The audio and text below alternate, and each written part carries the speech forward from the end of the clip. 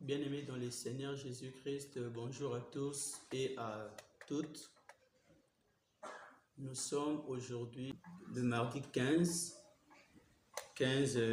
juillet 2025 où nous sommes venus pour notre nouvelle émission intitulée « Parole de la vie éternelle ».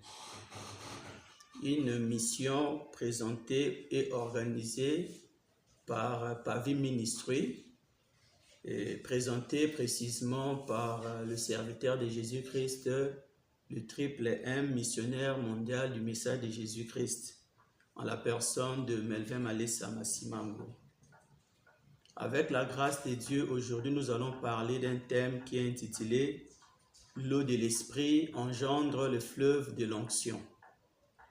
L'eau de l'esprit qui engendre les fleuves de l'onction.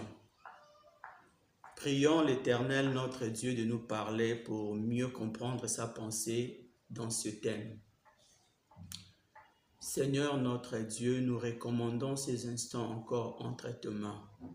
Tu as dit dans ta parole que ton peuple sera enseigné par toi-même. Et tu dis encore, je suis l'Éternel ton Dieu, qui t'instruit pour ton bien, qui te montre la voie que tu dois suivre. Tu aimerais que nous connaissions la vérité de ta pensée pour que cette vérité puisse nous affranchir. C'est ainsi qu'en ce moment, nous te prions de nous parler par ton esprit, car l'esprit sonde tout même les profondeurs de Dieu. Que je ne sois qu'un simple instrument. Aide également ton peuple qui me suit à travers différents moyens de communication, Seigneur Dieu, à pouvoir saisir ta pensée et à marcher dans cette pensée pour vivre ta gloire. Au nom de Jésus-Christ, notre Seigneur et Sauveur, ainsi, Père Céleste, nous t'avons prié. Amen. Bien-aimés dans le Seigneur, je suis conscient du fait que l'intitulé de ces enseignements soit un peu difficile à comprendre. Déjà, quand on parle de l'eau de l'esprit, qui engendre le fleuve de l'onction, cela peut déjà porter beaucoup de confusion dans la tête des gens. J'en suis très bien conscient. Parce que quelqu'un peut se dire comment de l'eau peut provenir de l'huile.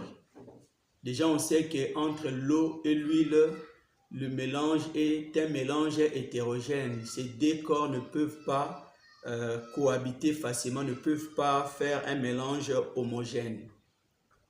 Mais ici, le thème nous parle de l'eau de l'esprit qui engendrerait le fleuve de l'onction. Donc là, c'est déjà la première difficulté, mais au cours des enseignements, par la grâce du Saint-Esprit, je crois bien que vous allez comprendre de quoi il s'agit.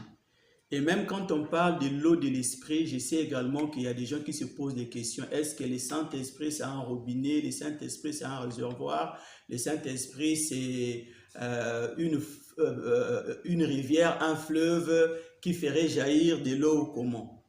Mais à la lumière de la parole de Dieu, sous l'onction du Saint-Esprit, nous comprendrons de quoi s'agit-il. Ainsi donc, je vais inviter le peuple de Dieu à lire avec moi le livre de Jean, chapitre 7, versets 38 à 39, où il est écrit « Celui qui croit en moi, de fleuves d'eau vive couleront de son sein, comme dit l'Écriture. Il dit cela de l'Esprit que devaient recevoir ceux qui croiraient en lui, car l'Esprit n'était pas encore, parce que Jésus n'avait pas encore été glorifié. » Là, c'est le Seigneur Jésus-Christ qui est en train de parler. Il dit que celui qui croit en moi, des fleuves d'eau vive couleront de son sein. Et la Bible dit dans le verset, ou au verset 39, il faisait allusion à l'Esprit de Dieu que devaient recevoir ceux qui croiraient en lui. Donc par là déjà nous voyons qu'on est en train de présenter le Saint-Esprit comme étant un ensemble de fleuves, des fleuves d'eau vive. Parce que dans la Bible, il y a des moments où on présente le Saint-Esprit comme étant un vent, comme étant un souffle. Parce que le Seigneur avait soufflé sur les disciples après sa résurrection, avant son ascension, il a soufflé sur ses disciples, il a dit « Recevez le Saint-Esprit ».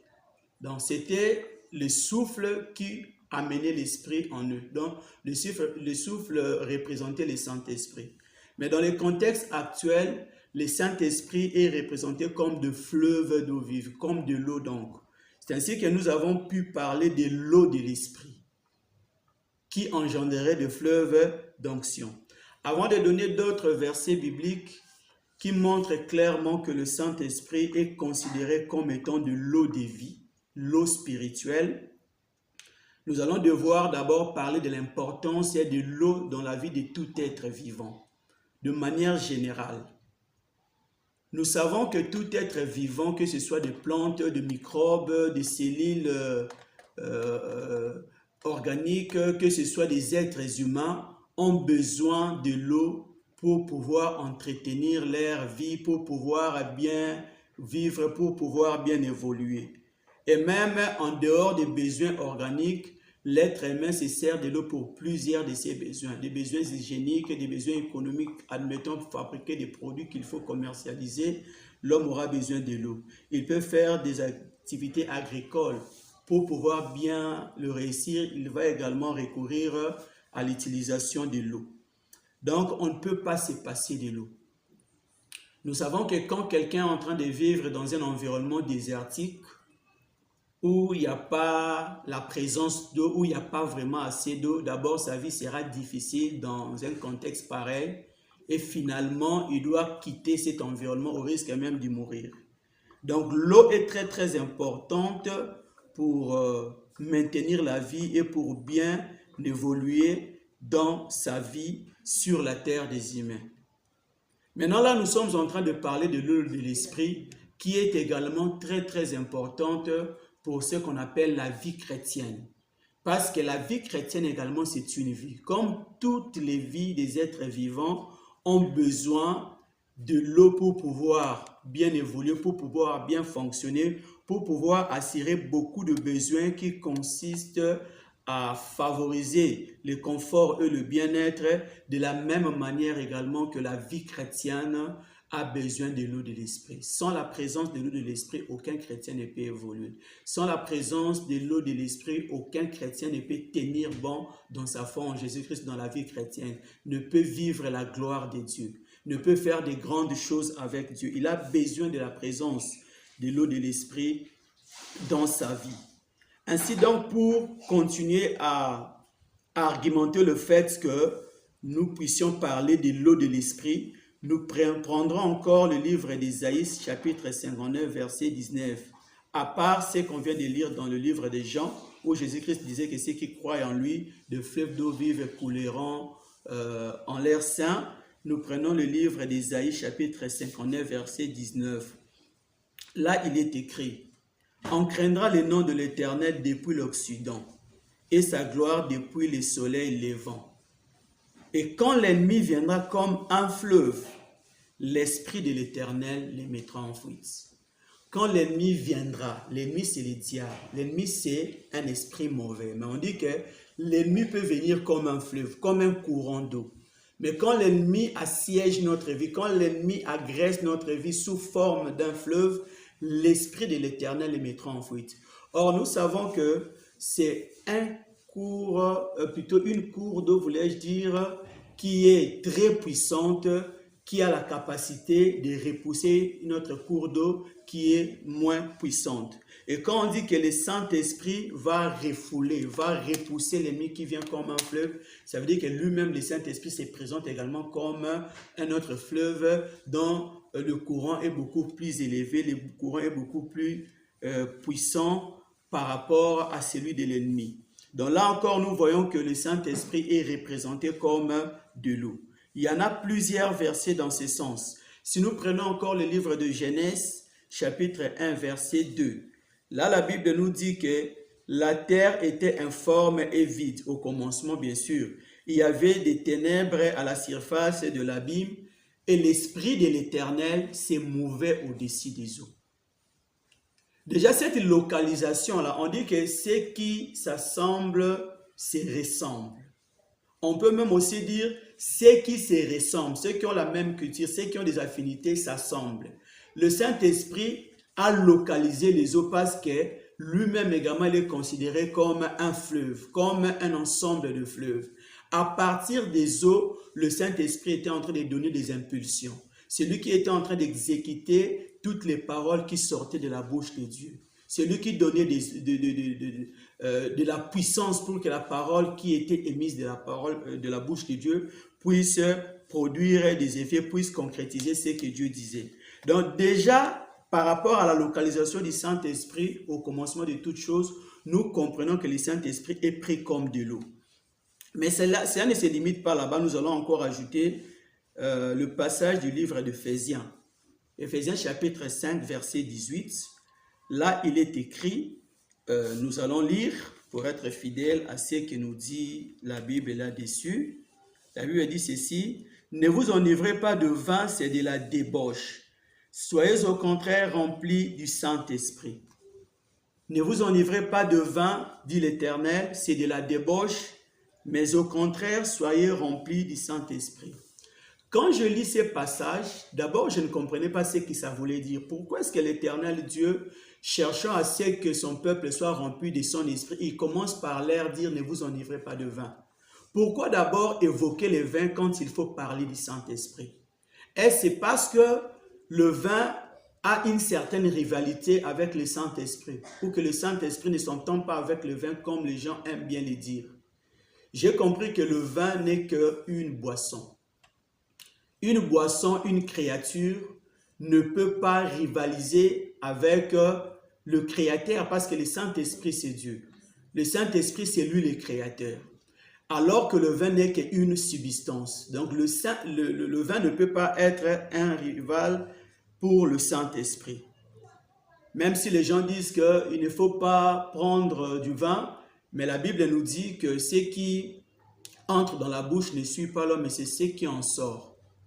Et ici, la Bible nous parle de l'ivresse du vin, pour dire que non, quand on devient ivre du vin, là, on est en train de détruire son corps. Or, la Bible déclare que celui qui détruit le corps, qui est le temple de Dieu, Dieu le détruira. Et quand on est dans un état d'ivresse de vin, cela peut conduire dans les péchés. Ce sont ces péchés-là qui attristeront le Saint-Esprit. Ce sont ces péchés-là qui ne peuvent pas cohabiter avec la présence du Saint-Esprit. Mais le vin en soi n'est qu'une substance, une boisson. En fait, l'idée ici, quand l'Éternel commençait par évoquer l'ivresse du vin en demandant à son peuple d'être rempli du Saint-Esprit, c'est que l'Éternel voyait l'idée de la soif. Parce que le vin, c'est une boisson. Le Saint-Esprit également est considéré comme une boisson spirituelle, comme de l'eau spirituelle. De la même manière que pour arriver à l'ivresse de vin, la personne qui devient ivre devrait avoir bu le vin en grande quantité. Or, pour boire le vin en grande quantité, il faut avoir une grande soif de vin. Il faut beaucoup désirer le vin pour en boire assez et arriver à l'état d'ivresse. Et Dieu nous dit, au lieu d'avoir une grande soif pour le vin, au lieu d'avoir une grande soif pour toute autre chose dans cette vie, ayez au contraire une grande soif pour le Saint-Esprit. Désirez plus d'avoir le Saint-Esprit en grande quantité en vous. Je devrais dire l'onction du Saint-Esprit en grande quantité en vous. La puissance du Saint-Esprit en grande quantité en vous. Ça, c'était l'idée dans ce passage ici. Quand l'Éternel nous dit de ne pas nous enivrer de vin, mais de chercher plutôt à être remplis du Saint-Esprit. Ce passage, bien-aimé dans le Seigneur, nous a montré encore clairement que le Saint-Esprit est considéré comme étant de l'eau. Et nous devons chercher à avoir cette eau-là en grande quantité en nous pour qu'en fin de compte, cela puisse produire le fleuve de l'onction. Et nous prendrons encore un autre passage qui est encore intéressant, toujours en rapport avec notre série d'arguments qui témoignent que le Saint-Esprit est considéré comme étant de l'eau. Nous prendrons dans ces cas-ci le livre de Jean, chapitre 4, du 9e au 10e verset que nous lirons dans un premier temps. La Bible nous dit ceci, « La femme samaritaine lui dit, comment toi, qui es juif, me donnes-tu à boire? Me demandes-tu à boire? Comment toi qui es juif, me demandes-tu à boire à moi qui suis une femme samaritaine?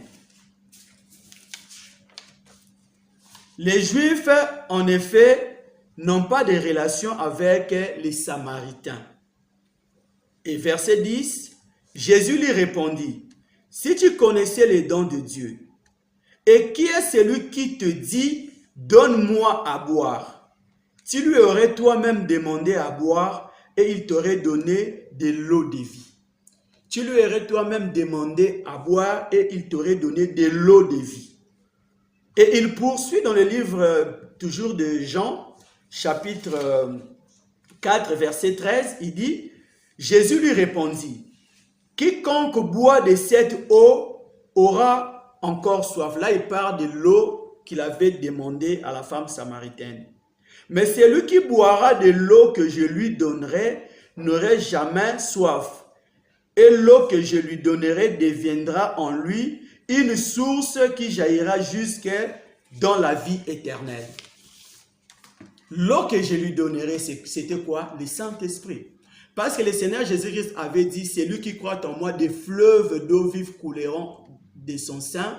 Et il parlait de l'Esprit que devait recevoir ceux qui croiraient en lui. Et il dit ici, l'eau que je lui donnerai produira en lui des sources qui jailliront jusque dans la vie éternelle. Bien-aimé dans le Seigneur, le Saint-Esprit, c'est lui, l'eau de l'Esprit, l'eau de vie qui, quand nous l'avons en nous, il nous donne la paix de Dieu. Quand nous l'avons en lui, il nous donne la puissance de Dieu qui nous permet de vivre bien dans le monde et d'avoir le bien-être que nous cherchons dans cette vie. Et nous ne pouvons pas facilement avoir soif ou manquer de quelque chose parce que le Saint-Esprit est là pour pouvoir même à nos besoins, pour nous ouvrir la voie, pour casser les portes qui étaient fermées et qui nous empêchent d'accéder dans la gloire de Dieu. Le Saint-Esprit est là pour nous attirer des bonnes choses. Mais nous devons avoir l'eau de l'Esprit en nous en grande quantité et pouvoir faire de grandes choses avec l'Éternel, notre Dieu. Donc le Seigneur Jésus-Christ lui-même s'est présenté comme étant le pain de vie. Si nous lisons le livre de Jean chapitre 6, verset 35, il dit « Je suis le pain de vie ». Et si lui, il est le pain de vie, qui est alors l'eau de vie? L'eau de vie, c'est plutôt le Saint-Esprit, l'Esprit de l'Éternel. Mais j'aimerais dire ici, bien-aimé dans le Seigneur, le fait d'avoir le pain de vie dans sa vie ne suffit pas pour avoir la vie de Dieu. Le fait d'accepter le Seigneur Jésus comme Seigneur et Sauveur, c'est ça, avoir le pain de vie en soi, ou bien avoir le pain de vie dans sa vie. Cela ne suffit pas pour vivre la gloire de Dieu. C'est ainsi que lui-même, le pain de vie, a pu dire, il est avantageux pour vous que je m'en aille au Père. Parce que si je ne m'en vais pas, le consolateur ne viendra pas. Il avait trouvé important que lui, le pain, cède la place au consolateur qui est le Saint-Esprit, qui est l'eau de l'Esprit, qui est l'eau spirituelle, qui devrait venir pour libérer la puissance qui concrétise la vie qui est dans la parole. Le Seigneur Jésus-Christ, le pain, a trouvé que c'était important que lui s'en aille afin que ce soit l'action maintenant de l'eau de l'Esprit qui puisse s'exécuter dans nos vies. Je vais seulement donner encore cet exemple. Nous connaissons qu'il n'y a pas de digestion sans la présence des eaux. Les aliments que nous mangeons pour entretenir notre organisme, pour croître, pour avoir la force, pour avoir le bien-être au niveau de notre organisme, quand nous les mangeons, ils contiennent en l'intérieur de ces aliments-là des nutriments. Les nutriments, ce sont des substances qui permettent au corps de croître, au corps d'avoir de la force, ainsi de suite. Mais ces aliments-là que nous mangeons, pour libérer les nutriments qui sont inclus à l'intérieur ou bien qui les composent, il faut que ces aliments passent par la digestion. C'est au cours de la digestion que l'eau intervient pour dissoudre les aliments et dégager les nutriments que l'organisme va récupérer par l'absorption au niveau de l'estomac et qui vont se retrouver dans le sang pour aller servir et nourrir les différentes cellules du corps. Mais sans l'action de l'eau dans ces aliments-là, l'homme ne peut pas bénéficier des nutriments qui sont cachés à l'intérieur des aliments. De la même manière, pour vivre la révélation qui est dans la parole de Dieu, c'est que les nutriments. pour vivre la vérité qui est cachée dans le Logos de Dieu, qui est la parole éternelle, qui est Jésus-Christ. Pour vivre l'intelligence, la pensée véritable de Dieu qui est dans sa parole, que nous lisons dans la Bible par exemple. La parole que nous pouvons entendre quelqu'un nous prêcher. Pour comprendre la vérité, la pensée de Dieu qui est à l'intérieur, il faut que cette parole qui est le pain de vie soit mélangée avec l'eau de l'esprit, soit mélangée avec le Saint-Esprit. C'est le Saint-Esprit qui permettra à ce que la personne qui avait reçu la parole puisse comprendre la vérité, puisse recevoir la révélation qui est dans cette parole pour pouvoir suivre la voie de cette vérité et vivre la gloire de Dieu. C'est ainsi que la Bible dit, l'esprit de vérité que le monde ne peut recevoir car il ne le voit pas et ne le connaît pas. Mais vous le connaissez parce qu'il demeure avec vous et il sera en vous. L'esprit de vérité, parce que c'est le Saint-Esprit qui amène la vérité qui est dans la parole. La Bible, je dis toujours, est à la portée de n'importe qui. Tout le monde peut l'acheter dans une imprimerie, au marché, je ne sais pas moi, là où on est en train de les vendre. Mais pour comprendre les récits qui sont à l'intérieur, ça n'est pas donné à tout le monde. C'est ainsi que le Seigneur Jésus-Christ, par moments, il parlait clairement au peuple du monde. Par moments, il leur parlait en parabole. Et quand les disciples lui posaient la question, pourquoi tu leur parles en parabole? Il leur disait plutôt, à vous, il a été donné de comprendre les mystères de la parole de Dieu, mais pas à eux. Ils ont des oreilles, mais ils n'entendent pas. Ils ont des yeux, ils ne voient pas. Parce que ce n'est pas donné à tout le monde de comprendre les mystères de la parole de Dieu. Même pour que Étienne comprenne ce qu'il était en train de lire, il devrait passer, l'unique Éthiopie plutôt, comprenne ce qu'il était en train de lire, il devrait passer auprès d'Étienne pour que Étienne puisse l'expliquer avec l'esprit qui était à Étienne, avec la révélation que Dieu avait donnée à Étienne. Donc c'est l'eau de l'esprit qui permet à ce que le pain de vie nous soit utile pour avoir la vie de Dieu. C'est ainsi que nous allons voir dans le livre d'Ecclésiaste, chapitre 11, verset 1. Il est écrit ceci et nous allons le lire. Ecclésiaste chapitre 11, voulais-je dire, verset 1. « Jette ton pain sur la surface des eaux, car avec le temps, tu le retrouveras. » Ça, c'est Dieu qui dit. « Jette ton pain sur la surface des eaux, avec le temps, tu le retrouveras. » Et dans le verset 2 ou au verset 2, il est écrit « Donne-en une part à 7 et même à 8. » Comme pour dire que le pain qui est la parole peut avoir plusieurs parts. Parce que la parole de Dieu a plusieurs thèmes qu'elle aborde. La parole de Dieu peut parler de plusieurs domaines de la vie. Mais toutes ces paroles-là qui constituent plusieurs parts données au pain, doivent être trempés finalement dans l'eau de l'esprit pour dégager la vérité, pour dégager la vraie pensée de Dieu. La Bible déclare, vous connaîtrez la vérité vous affranchira. Si on n'a que le Logos, on n'a pas la vérité qui est dans le Logos, bien aimé, on ne peut pas vivre la gloire de Dieu. Et quand le Seigneur Jésus-Christ disait, c'est là que vous connaîtrez la vérité et la vérité vous affranchira, il parlait aux Juifs qui avaient cru en lui. Ils étaient déjà devenus des enfants de Dieu parce qu'ils avaient cru en Jésus, ils avaient accepté le Seigneur Jésus-Christ. Mais malgré cela, ils n'étaient pas encore affranchis.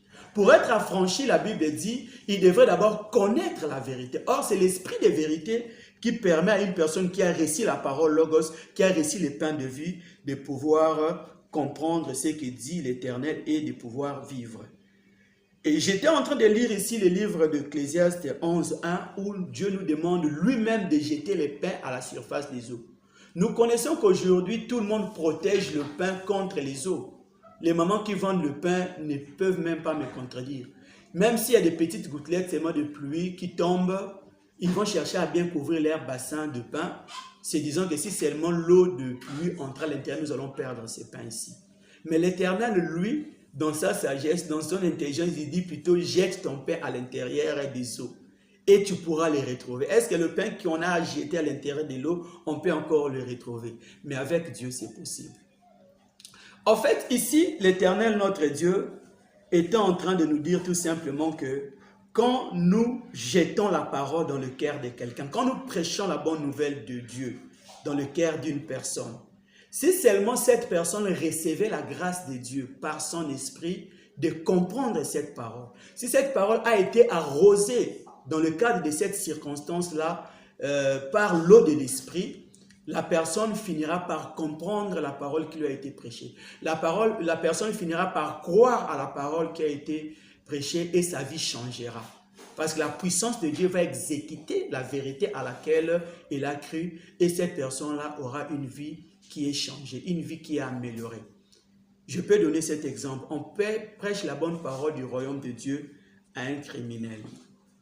Quelques temps après, le Seigneur lui fait grâce de comprendre cette parole et de croire à cette parole. Il faut abandonner les crimes. Jésus-Christ est mort à la croix pour toi. Il peut te sauver. Il peut te donner un bon travail. Il va te protéger. Il va te faire ceci, cela. Et la personne ayant compris les mystères de la croix de Jésus, ayant compris que Jésus-Christ est vraiment le Messie que Dieu avait envoyé dans le monde, il s'adonne au Seigneur Jésus. Il se répand dans la nouvelle naissance. Il se répand pour vivre la nouvelle naissance, voulais-je dire, en Jésus-Christ. Et une personne pareille, quand on le retrouve plus tard, on ne verra plus le mot qu'on était en train de prononcer devant lui. On ne le verra même pas, mais on verra une personne qui est changée. On verra une personne qui sert Dieu. On verra une personne utile à la société. C'est ça, retrouver le pain qui a été planté ou jeté dans l'eau. Une personne qui est malade, tu dis que Jésus-Christ peut te guérir. Par ses meurtrissures, nous avons été guéris. Il croit en cette parole parce que l'Éternel lui donne la révélation de ce qu'on est en train de lui dire. Et plus tard, l'Éternel le guérit sur base de cette parole à laquelle il a crié. Quand nous verrons cette personne-là être en bonne santé, c'est ça, retrouver la parole. Parce que c'est à partir de la parole qui a été prêchée que cette personne a été guérie, bien-aimée dans le Seigneur. Recherchez à avoir de l'eau de l'Esprit en nous, parce que cela finira par produire des fleuves de l'onction. Et nous devons avoir la grande soif du Saint-Esprit, nous prédisposer aussi de Dieu pour le recevoir. Parce que si nous n'avons pas la grande soif devant Dieu de recevoir son esprit, Dieu ne pourra pas nous combler par l'eau de son esprit. Nous devons aller avec une grande soif. Nous devons aller avec foi devant Dieu pour lui demander de nous combler de son eau de l'esprit. Mais il y a quelques critères que le peuple de Dieu devrait chercher à connaître pour pouvoir être rempli de l'eau de l'esprit. D'abord, l'eau de l'esprit ne se donne pas chez tout le monde. L'eau de l'esprit se donne seulement à ceux-là qui ont reçu le Seigneur Jésus-Christ comme Seigneur et Sauveur. C'est ainsi que lui-même a dit, ceux qui croient en moi,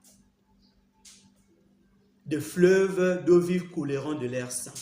Il faut d'abord commencer par croire au Seigneur Jésus, de l'accepter comme Seigneur et Sauveur. Ça, c'est le premier critère. Le deuxième critère, c'est qu'il faut s'efforcer de marcher dans une vie de sanctification. Parce que quand on est en train de marcher dans le péché, on sera en train d'attrister le Saint-Esprit. Lors de la nouvelle naissance, quand on reçoit le Seigneur Jésus-Christ, on a les marques de l'Esprit en nous, comme un gage de la rédemption, un gage de notre appartenance à Dieu. Mais ce n'est pas encore la plénitude de la puissance ou de l'onction du Saint-Esprit. Ce n'est qu'une marque qui témoigne devant Dieu et devant le diable et devant le monde que nous appartenons à Dieu. Et quand nous marchons dans la vie de sanctification, cela met encore le Saint-Esprit en état d'éveil pour pouvoir libérer en nous son eau de l'Esprit. Mais si nous marchons par contre dans le péché, le Saint-Esprit sera attristé et ne pourra pas libérer en nous son eau qu'on a appelée l'eau de l'Esprit. Et il faudra encore faire des prières de la foi.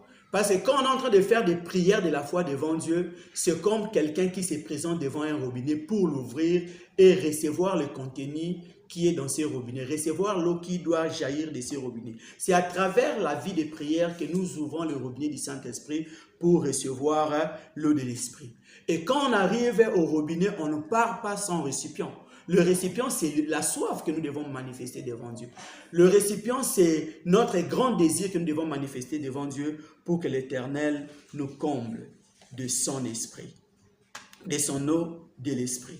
Donc, bien-aimés dans le Seigneur, nous devrions chercher à avoir assez souvent de l'eau de l'esprit en nous pour que cette eau de l'esprit engendre en nous des fleuves de l'onction. Mais commençons par nous repentir dans la vie chrétienne pour être de disciples du Seigneur Jésus-Christ. Cherchons à marcher tout d'abord dans la sanctification et cherchons également à mener une vie de prière régulière avec foi et puis cherchons à venir devant Dieu avec le désir d'être remplis du Saint-Esprit. Donc cherchons à venir devant Dieu avec la soif, un grand désir d'être rempli de la puissance, de l'onction de son Saint-Esprit. Parce que le désir, c'est le récipient que nous présentons à Dieu. C'est comme si nous disponibilisons en nous un espace qui permettra à Dieu de nous combler de son onction, de l'onction de son esprit, de la puissance de son esprit. Et ça ne sera pas également mauvais quand on demande à Dieu de nous remplir de son esprit, on manifeste le désir devant Dieu, de justifier même dans notre demande. Ça ne sera pas mauvais. On peut même dire à Dieu, je suis en train de gérer autant de personnes dans ton église. J'ai la charge d'enseigner ta parole. Je travaille dans le département d'intercession. Nous recevons tel cas de délivrance que nous devons gérer, Seigneur notre Dieu. Tu peux même dire à Dieu que je suis en train de vivre dans un milieu qui est rempli d'occultistes, rempli de satanistes. L'adversité sera grande en cet endroit-là. Le combat sera grand, le défi à relever sera grand, Seigneur. J'ai besoin d'une grande portion de l'esprit. On peut également justifier cela. Père éternel, j'ai trouvé un fiancé, alors que dans notre famille, beaucoup de gens ne se marient pas. Il y a beaucoup trop de sorciers. Nous avons été maudits dans le domaine du mariage. J'ai besoin d'une grande onction pour conserver ma fiançaille. Tu es en train de vendre, bien-aimé dans le Seigneur, dans un milieu où il y a beaucoup de gens qui touchent aux fétiches, qui bloquent les affaires des voisins. Tu peux dire, dans ce contexte, Père, j'ai besoin d'une grande onction parce que tu as dit, ne touchez pas à mes oies. J'ai besoin d'une grande onction pour faire face à l'air fétiche. On peut toujours justifier notre demande d'onction devant Dieu. Ça ne sera pas mauvais. Parce que la Bible déclare dans le livre de Psaume 23, tu dresses une table en face de mes adversaires, tu oins d'huile ma tête et ma coupe déborde. Dieu oint d'huile la tête de David, selon la prière qu'il avait faite là, en face de ses adversaires. C'est-à-dire que quand Dieu nous donne l'onction, il nous donne également l'onction selon le contexte dans lequel nous nous trouvons, selon la situation dans laquelle nous nous trouvons, selon les défis que nous avons à relever. Donc ce n'est pas mal de manifester les désirs devant Dieu tout en justifiant également ses désirs. Tu oins d'huile ma tête en face de mes ennemis, en face de l'adversité, en face des combats, en face des démons qui m'accablent et qui m'agressent, ainsi que toute ma famille à chaque instant. J'ai besoin d'une grande portion de l'esprit, jusqu'à déborder en moi et devenir des fleuves de l'onction, qui ne vont pas seulement me protéger moi, mais qui va également affecter mon environnement, qui va également protéger les gens de ma famille, qui va également protéger mes affaires, qui va également couvrir la route sur laquelle je suis en train de marcher. J'ai besoin d'une grande portion de l'esprit. J'ai besoin d'une grande portion de l'onction du Saint-Esprit. Donc on peut toujours également justifier notre demande devant l'Éternel, notre Dieu. C'est ainsi que nous avions vu le Seigneur Jésus-Christ chaque matin prier. Donc il était en train de prier régulièrement alors qu'il était Dieu, alors qu'il était la parole faite chair, mais il priait régulièrement pour avoir assez souvent l'eau de l'Esprit en lui. Et son ministère était caractérisé par plusieurs miracles à cause de la présence de la grande portion de l'Esprit qui était en train de se manifester dans son ministère. En fait, nous pouvons considérer le fait de chercher à être rempli de l'eau de l'esprit comme une personne qui cherche à s'abonner à la société de distribution d'eau qu'on appelle la régie des eaux. Si on n'est pas abonné à la régie des eaux, on ne peut pas espérer avoir l'eau de la régie des eaux chez soi dans sa parcelle. Il faut d'abord être un abonné de la régie des eaux. Et quand on est abonné de la régie des eaux, c'est ça, accepter le Seigneur Jésus-Christ, avoir une alliance, un contrat avec Dieu. Et un abonné de la régie des eaux, si au niveau de la régie des eaux qui est censé lui fournir de l'eau, il n'y a pas l'électricité, les moteurs qui propulsent l'eau depuis les réservoirs de l'usine jusqu'au niveau de la parcelle de l'abonné ne vont pas propulser ces eaux parce qu'il n'y a pas l'électricité. De la même manière, si le Saint-Esprit en nous, dans la vie du chrétien, n'est pas en état d'éveil parce que les chrétiens marchent dans une vie de péché, une vie qui est constamment dans le péché, le Saint-Esprit sera attristé. C'est comme le moteur qui manque le courant. Et il ne pourra pas libérer l'eau de l'Esprit. Il ne pourra pas envoyer l'eau de l'Esprit dans votre vie parce qu'il est attristé. Donc, il faut encore marcher dans la sanctification. Et nous avons ici dit également que quand le Saint-Esprit, plutôt la régie des eaux, envoie l'eau dans la parcelle de celui qu'on a appelé l'abonné. Mais si l'abonné n'ouvre pas le robinet, l'eau sera là dans les tuyauteries de la régie des eaux, mais l'abonné ne pourra pas s'en servir. Pour qu'il arrive à s'en servir, il doit encore ouvrir le robinet avec foi. Parce qu'il n'a pas foi qu'en ouvrant le robinet, l'eau jaillirait, il ne va pas avoir de l'eau. Il doit d'abord avoir foi que quand j'ouvre le robinet, l'eau va jaillir. C'est ça faire la prière de la foi devant Dieu. Je pars devant Dieu, je prie avec foi que quand je prie, Dieu va m'exaucer. Quand je demande le Saint-Esprit, Dieu va me donner l'onction de l'Esprit en moi, va me donner la puissance du Saint-Esprit. Et quand on se présente au robinet de la régie des eaux, il faut amener également un récipient pour pouvoir recueillir l'eau qui jaillit. Et selon la taille des récipients qu'on présente au robinet, c'est la capacité, plutôt la taille également du contenu ou bien la quantité du contenu que nous allons recevoir. Si vous amenez un bidon de 5 litres, vous n'allez pas puiser une quantité qui correspond à 25 litres. Donc quand on arrive devant Dieu, il faut manifester la grande soif d'être rempli et on peut également justifier notre demande devant Dieu. Parce que Dieu nous dit, parle toi-même pour te justifier. Hein? Quand il parle du domaine de la prière. Je crois que c'est dans le livre d'Isaïe, chapitre 43, si je ne me trompe pas, verset 26. Si je ne m'abuse pas, c'est Isaïe 43, verset 26, où l'Éternel dit, parle toi-même pour te justifier. Même en demandant le Saint-Esprit, tu peux te justifier. Pourquoi tu as besoin d'être rempli du Saint-Esprit? Pourquoi est-ce que tu voulais avoir une grande portion de l'Esprit? Et l'Éternel ne manquera pas de te remplir. Et d'ailleurs, nous connaissons que la Bible nous dit prier sans cesse. Pourquoi l'Éternel nous demande de prier sans cesse? Mais bien sûr, c'est également pour avoir de temps en temps l'eau de l'Esprit en nous, pour que cette eau de l'Esprit qui nous arrive par la prière puisse finalement engendrer en nous de fleuves de l'onction. Parce que si nous lisons le livre d'un Thessaloniciens, chapitre 5, verset 17, nous verrons que la Bible nous dit d'abord au verset 17, priez sans cesse. Ça, c'est le verset 17 du livre de 1 Thessaloniciens, chapitre 5. Mais 2 versets plus tard, au livre d'un Thessaloniciens, chapitre 5, au verset 19, donc, la Bible dit, n'éteignez pas le Saint-Esprit. Donc, il commence au verset 17 par dire, priez sans cesse, priez régulièrement. Et quelques temps après seulement, n'éteignez pas le Saint-Esprit. Il y a un rapport entre ces deux versets. Quand on prie régulièrement, on ne va pas éteindre le Saint-Esprit. On va faire briller encore davantage le Saint-Esprit dans sa vie. Quand on prie dans un état, bien sûr, de sanctification. Quand on prie, bien sûr, avec foi. Quand on prie, bien sûr, avec un grand désir devant Dieu. On sera rempli de l'eau de l'Esprit et on ne va pas éteindre le Saint-Esprit. Donc, bien aimés dans le Seigneur, c'est très, très important de considérer ces choses. Considéré comme une portion d'eau de vie reçue selon la mesure du don de Christ, parce que nous avons également l'Esprit de Dieu selon la mesure du don de Christ. Nous pouvons également prier assez souvent pour demander à ce que Dieu nous comble de son Esprit. Dieu peut nous accorder cela. Mais Dieu peut faire également des choses selon sa souveraineté, parce que la Bible déclare à chacun de vous, la grâce a été accordée selon la mesure du don de Jésus-Christ. Dieu peut nous donner comme nous lui demandons, eux-mêmes au-delà, mais il peut également nous donner selon sa souveraineté. Pas effectivement comme on a demandé, Dieu peut également nous donner. Comme également Dieu peut remplir de l'eau de l'Esprit quelqu'un qui n'a pas assez souvent demandé cela par sa prière.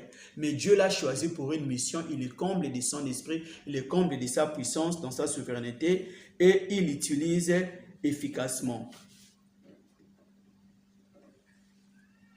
Donc, l'onction ou l'eau du Saint-Esprit peut être en carence après l'avoir utilisée pendant un temps ou pour quelques services.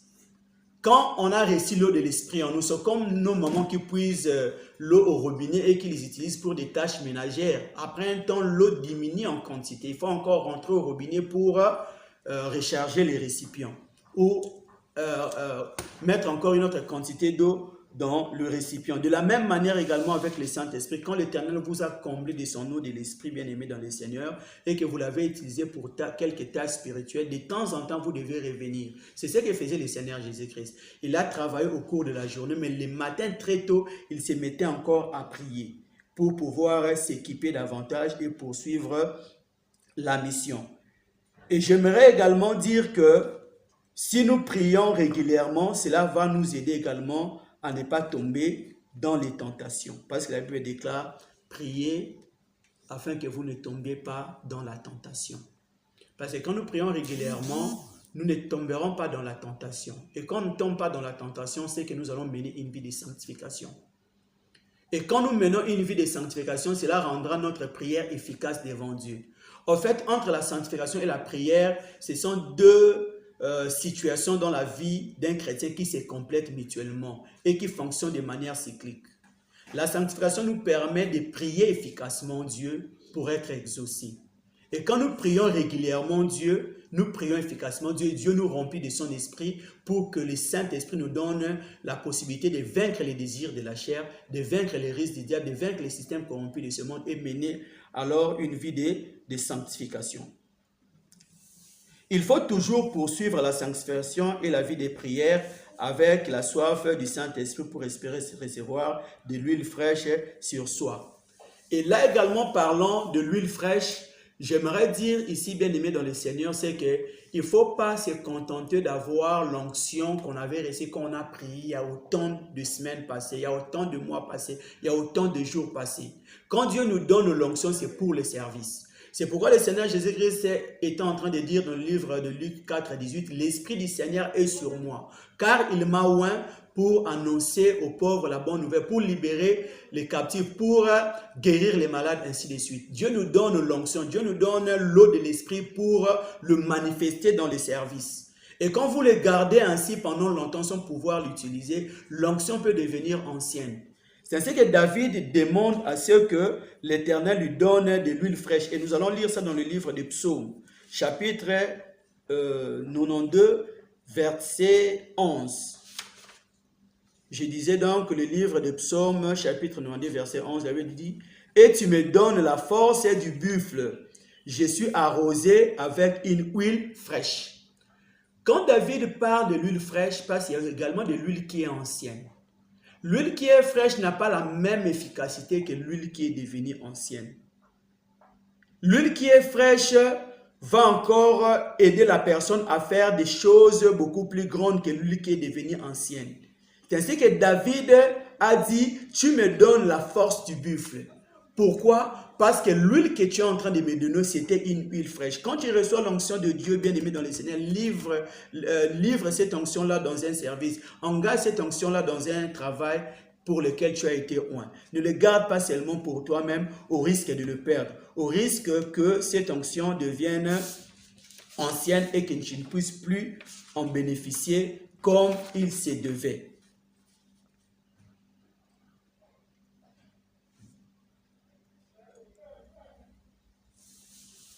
Et nous devons, comme j'étais en train de le dire ici, chercher à ce que l'eau de l'esprit ne soit pas limitée en nous, mais ce soit en grande quantité pour devenir un fleuve. Quand ça devient un fleuve, on peut dormir avec des gens dans une même chambre. Cette onction pourrait également protéger ces gens-là parce que ça va créer une certaine couverture dans la chambre.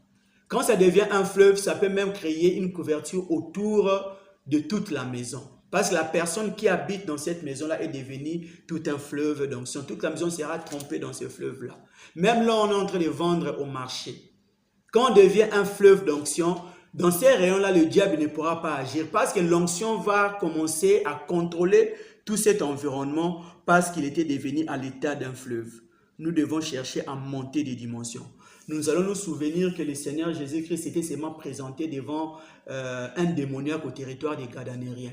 Quand il s'est présenté, alors qu'il était un fleuve d'onction, il avait en lui un fleuve d'onction, il débordait d'esprit, débordait de puissance. La légion des démons qui s'était tenue devant le Seigneur Jésus-Christ commençait à supplier le Seigneur Jésus de les envoyer dans le pourceau.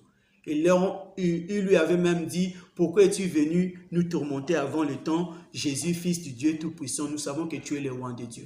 Donc nous devons chercher à atteindre ces dimensions bien-aimées dans le Seigneur pour vivre les grandes choses avec l'Éternel notre Dieu. Et c'est possible.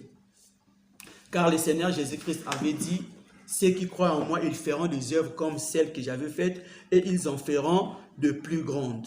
Nous devons travailler pour que l'onction de Dieu devienne en nous un fleuve, que l'eau de l'esprit que nous recevons de Dieu devienne en nous de fleuve de l'onction. L'onction est donc le pouvoir et l'autorité ou le grade que Dieu donne à son peuple sur la terre. Pour pouvoir agir comme Dieu sur la terre des hommes, nous avons besoin de l'onction. C'est pourquoi le Seigneur Jésus, après être oint par le Saint-Esprit, la Bible nous dit qu'il allait de lieu en lieu, il faisait du bien. À un moment donné même, il a ressuscité le fils d'une veuve, qui était le fils unique de sa mère. Quand il a opéré ces miracles, le peuple a déclaré, un grand prophète apparu au milieu de nous et Dieu a visité son peuple. Un grand prophète apparu au milieu de nous et Dieu a visité son peuple. On a dit que Dieu était présent en Jésus-Christ. Dieu avait visité le peuple d'Israël à cause des œuvres que le Seigneur Jésus-Christ faisait sous l'onction du Saint-Esprit. Mais il est important ici que nous puissions d'abord chercher à comprendre des notions dans la vie du chrétien. Le Seigneur Jésus-Christ dit dans le livre de Luc 4, 18 que l'Esprit du Seigneur est sur lui et il lui a permis de faire de grandes choses avec Dieu. Mais aux chrétiens, il dit, voici les miracles qui accompagneront ceux qui croiront. En mon nom, vous chasserez les démons, vous boirez même des breuvages mortels, ça ne vous fera aucun mal. Les miracles qui accompagneront ceux qui croiront. On a évoqué la foi ici, mais on n'a pas évoqué la puissance. Là, c'est dans le livre de Marc 16, 17 à 18. Mais plus tard, dans le livre de Luc 10, 19, il dit, « Je vous ai donné le pouvoir de marcher sur les serpents, sur les scorpions, ainsi que sur toute la puissance de l'ennemi, et rien ne pourra vous nuire. » En Marc, il parle des miracles qui accompagneront ceux qui auront cru. Là, il fait allusion à la foi. Mais dans le livre de Luc 10, 19, il fait allusion à la puissance ou au pouvoir. Je vous ai donné le pouvoir. Je me suis posé la question, Seigneur, pour vivre de grandes choses avec toi, pour faire des miracles avec toi, qu'est-ce qui est important? Est-ce la foi ou l'onction? Est-ce la foi ou le pouvoir? Ou ce sont les deux qui nous sont nécessaires pour pouvoir faire de grandes choses avec toi? Et j'ai compris une chose, bien aimée dans le Seigneur. La foi est primordiale. La foi est d'abord supérieure à la puissance. Parce que pour avoir même la puissance de Dieu, j'ai dit qu'il faut aller faire des prières de foi. Il faut faire des prières de foi devant Dieu, dire que si je demande à Dieu, Dieu me donnera. Quand on n'a pas la foi devant Dieu, on ne peut pas plaire à Dieu. On ne peut pas recevoir la puissance de Dieu si on n'a pas la foi auprès de Dieu, si on n'a pas la foi en Dieu. Donc, il faut d'abord avoir la foi. Même la puissance est déterminée par la foi. Donc, soit on a la foi, on n'a pas la puissance, soit on a les deux. Et il est mieux d'avoir les deux. Parce que quand on a seulement la foi, on n'a pas la puissance, on peut vivre les miracles sous forme d'un bénéficiaire du miracle. On prie Dieu de faire quelque chose avec foi et Dieu le fait. Ce n'est pas vous qui le faites. Vous bénéficiez de cela. Parce que vous avez la foi, vous avez activé la puissance de Dieu et Dieu vous a guéri. C'est comme la femme à la perte de sang. Elle avait la foi. Si je peux seulement toucher le pan de sa robe, je serai guéri. Elle s'était approchée du Seigneur Jésus-Christ. Elle a touché le Seigneur Jésus-Christ et le Seigneur Jésus-Christ a libéré la puissance de guérison pour cette femme-là. Donc la femme ne pouvait pas se guérir elle-même. Elle ne pouvait pas accomplir le miracle par elle-même. Elle a seulement manifesté la foi et c'est le Seigneur Jésus-Christ qui avait accompli le miracle. Mais une personne qui a la foi, déjà je voulais d'abord argumenter ce que je viens de dire ici dans le livre de Psaume 37, verset 5, la Bible déclare « Recommande ton sort à l'Éternel, place en lui ta confiance et il agira. » C'est-à-dire quand on a la foi, on va recommander seulement notre sort à Dieu. On priera Dieu pour que Dieu fasse les choses. Et on va dépendre du programme de Dieu. On va dépendre du temps où Dieu veut faire des choses, de la disponibilité de Dieu à faire ces choses-là. C'est comme un enfant qui a besoin de quelque chose, mais il demande d'abord auprès du Père. Le Père n'est pas à la maison. Attends que je revienne d'abord. Ah, je me suis déplacé avec la clé. Cette chose se trouve dans telle chambre. Toi, tu n'as pas la clé. Attends mon retour. Tu dois dépendre du Père. Parce que toi, tu ne fais que manifester ta foi au Père et t'attendre à ce que le Père te donne ce dont tu as besoin. Tu ne pourras pas prendre de toi-même parce que tu n'as pas la capacité de prendre toi-même. Ça, c'est le domaine de la foi. Celui qui a la foi va seulement recommander son sort à Dieu et attendre à ce que l'Éternel puisse agir. Mais j'ai dit qu'il fallait avoir la puissance au-delà de la foi. Parce que si on a la puissance, avec la foi, on va activer la puissance du Saint-Esprit qui est en nous et c'est nous-mêmes qui allons accomplir des miracles. Le Seigneur Jésus accomplissait les miracles par lui-même. Il disait que mon Père agit, moi aussi j'agis. Ce n'est pas le Père qui agit, c'est moi qui agis. Il agissait avec foi, sachant qu'il était l'enfant de Dieu, sachant qu'il faisait corps avec Dieu. Il faisait corps avec le Saint-Esprit. Il agissait avec foi, mais c'est lui qui libérait la puissance en lui. Comme il avait libéré la puissance pour guérir la femme à la perte de sang. En fait, quand on a la puissance, on ne sera pas un bénéficiaire du miracle. On sera alors un faiseur de miracles. On peut faire des miracles pour soi-même. À ce moment-là, on est faiseur et bénéficiaire. On peut également faire les miracles pour les autres. C'est comme ce que Pierre avait dit et Jean vers le temple quand ils avaient rencontré les paralytiques. Ils ont dit, c'est que je n'ai ni or ni argent à te donner, mais ce que j'ai, je te le donne. Au nom de Jésus, lève-toi et marche. Parce qu'ils avaient en eux quelque chose. Ce que j'ai, la puissance que j'ai, je te le donne. Lève-toi au nom de Jésus et cela a été accompli. Et même quand le Seigneur Jésus-Christ nous dit, si vous avez la foi comme un grain de sénévé, vous direz à cette montagne, ôte-toi de là, jette-toi dans la mer. Ça, c'est la foi qui a agi, mais pas seulement la foi. Parce qu'il n'a pas dit, vous direz à Dieu de déplacer cette montagne. Non, non, non, non, non, non. Vous direz avec foi à Dieu de déplacer cette montagne. Ce n'est pas ce que la Bible nous dit. La Bible dit, si vous avez de la foi, vous direz, c'est vous qui direz. Mais quand vous êtes en train de dire, il faut que votre parole soit accompagnée de la puissance. Vous devez avoir la puissance pour que ce soit vous qui puissiez déclarer. Comme Élie avait fermé le ciel pendant 3 ans et 6 mois, il n'y avait pas de pluie. C'est lui qui avait déclaré et cela a été accompli. C'est ainsi que le Seigneur Jésus-Christ a dit, je vous ai donné les clés du royaume des cieux. Ce que vous fermerez sur la terre sera fermé dans les cieux. Ce que vous ouvrirez sur la terre sera ouvert dans les cieux. Bien-aimés, cherchons la puissance en nous. Cherchons à être remplis de l'eau de l'esprit en nous jusqu'à engendrer des fleuves de l'onction. Quand les fleuves de l'onction vont être nés dans nos vies, nous serons des dieux. L'Éternel a dit que mon peuple, j'avais dit que vous êtes des dieux. Cependant, vous mourrez comme un prince quelconque. Dieu est en train de regretter.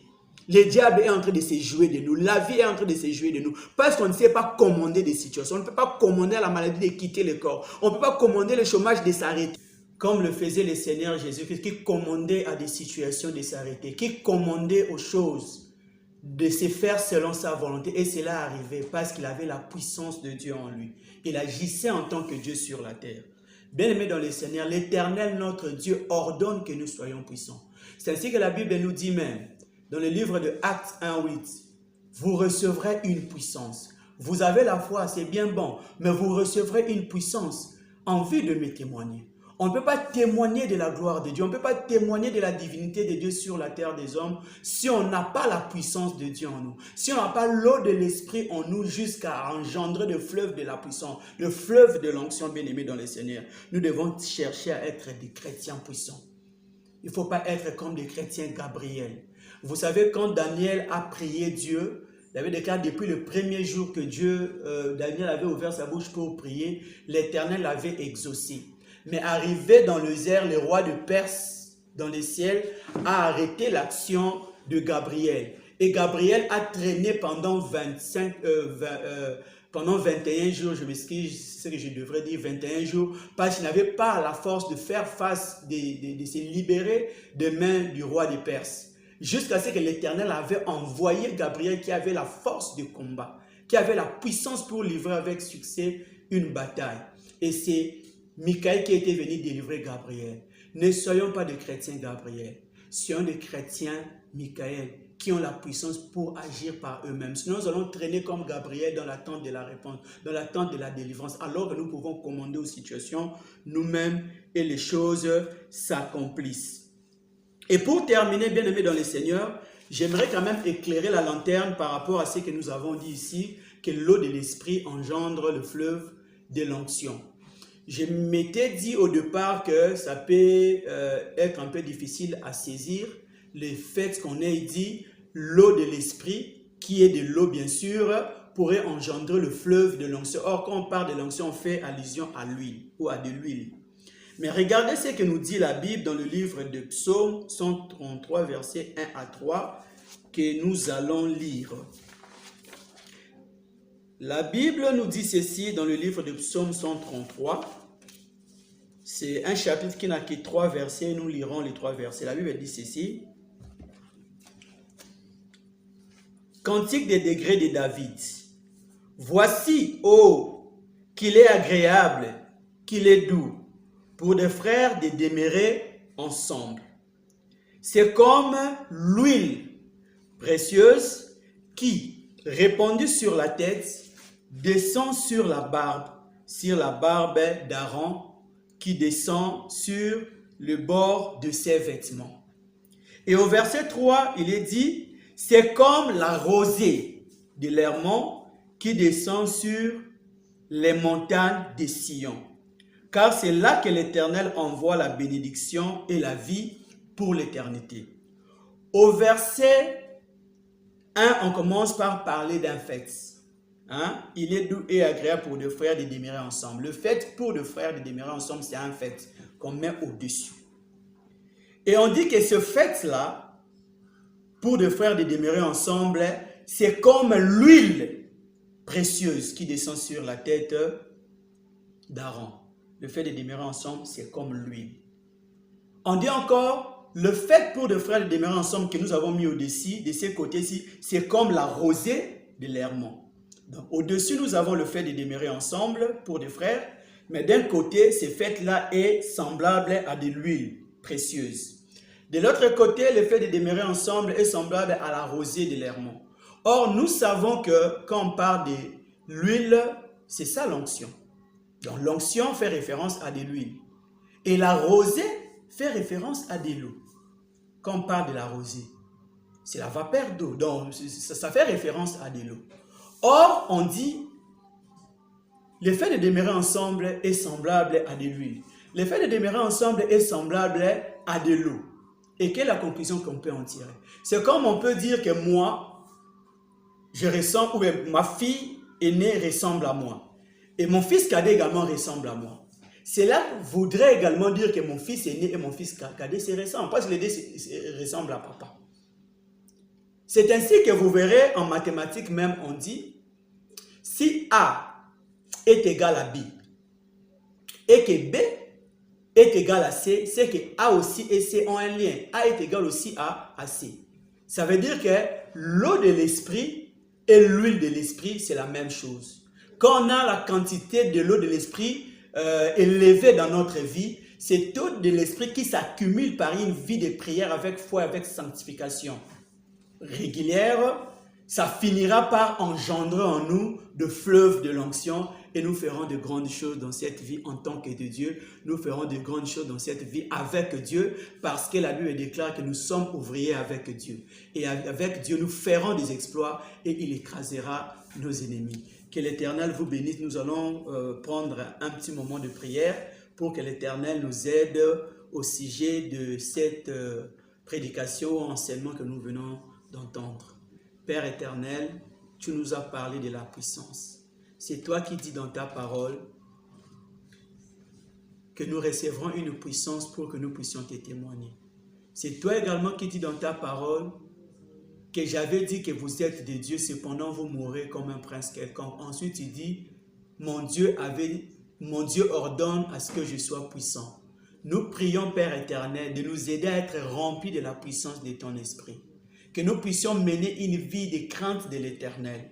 Que nous puissions, Père éternel, chaque fois venir te prier pour ouvrir régulièrement le robinet de l'eau de l'Esprit. Parce que c'est cet esprit-là qui va nous donner de son eau, qui engendrera en nous de fleuves de l'onction. Que nous puissions, nous, ton peuple, avoir une vie de prière régulière. Une vie de prière faite avec foi, Seigneur Dieu. Une vie de prière faite avec le désir d'être rempli. Une vie de prière avec des mots qui conviennent. Afin que tu puisses libérer en nous ta puissance. Parce que c'est toi qui as dit, ne vous enivrez pas de vin. C'est de la débauche, cela est ta volonté. Et c'est toi également qui donnes l'esprit à ton peuple. Seigneur, remplis-nous de ta puissance. Remplis-nous de ta puissance pour que nous puissions témoigner de ta divinité sur la terre des hommes et que la gloire te revienne. Tu as dit dans ta parole, je ferai venir mon peuple, tous ceux qui s'appellent de mon nom. Celui que j'ai créé pour ma gloire. Celui que j'ai formé et fait. Tu nous as créés pour ta gloire. Et le Saint-Esprit est venu pour te glorifier. Parce que le Seigneur Jésus avait dit, quand il sera venu, il me glorifiera. Que le Saint-Esprit, par sa puissance en nous, te témoigne, te glorifie sur la terre des hommes, au nom de Jésus-Christ, notre Seigneur et Sauveur. Gloire à l'Éternel. Que notre Dieu vous bénisse. Au revoir.